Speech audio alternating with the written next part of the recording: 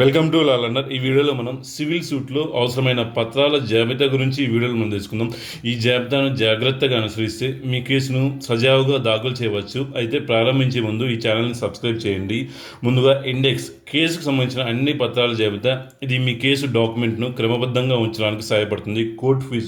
Court fee మరియు suits valuation act ప్రకారం నిర్ణయించిన ఫీజును చెల్లించాలి. వకాలత్నామా మీ లాయర్కు కేసు వాదించే అధికారం ఇచ్చే పత్రం. క్లయింట్ ఇది కేసు యొక్క ప్రధాన పత్రం. ఇందులో మీ దావా మరియు వాస్తవాలు వివరంగా ఉంటాయి. దీంతో పాటు వెరిఫికేషన్ మరియు జ్యూరిస్డిక్షన్ క్లాస్ కూడా ఉండాలి.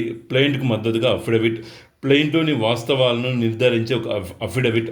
పత్రాల జాబితా కేసులో సమర్పించే పత్రాల జాబితా serial number and SN and డేట్తో పాటు ఉండాలి. అటాచ్మెంట్స్ ఒప్పందాలు మరియు లీగల్ నోటీసులు, రసీదులు, లేఖలు మొదలైనవి ఉండాలి. సాక్షుల జాబితా అవసరమైతే సాక్షుల జాబితా సమర్పించాలి.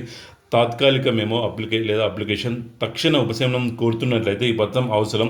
తాత్కాలిక అప్లికేషన్, ఇంజెక్షన్ స్టే నోటీస్ వంటివి. సమరీ మరియు తేదీల జాబితా ఇది ఐచ్ఛికం కానీ సిఫార్సు చేయబడుతుంది. సర్వీస్ కోసం చిరునామా మెమో వాది యొక్క చిరునామా మరియు సంప్రదించాల్సిన సమాచారం ఉండాలి. సర్వీస్ యొక్క రుజువు ప్రతి వాదికి ముందస్తు నోటీస్ పంపించినైతే దాని రుజువు సంబంధించిన ఉండాలి. ఈ పత్రాలన్నింటినీ జాగ్రత్తగా సిద్ధం చేసి సమర్పించడం చాలా ముఖ్యం.